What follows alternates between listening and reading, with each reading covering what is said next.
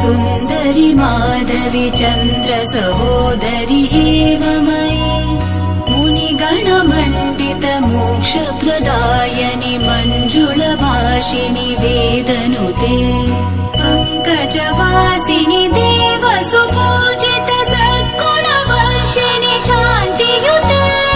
जय जय हे मधुसूदन कामिनि आदिलक्ष्मि जय पालय माम् जय जय हे मधुसूदन कामिनि आदिलक्ष्मि जय पालय माम्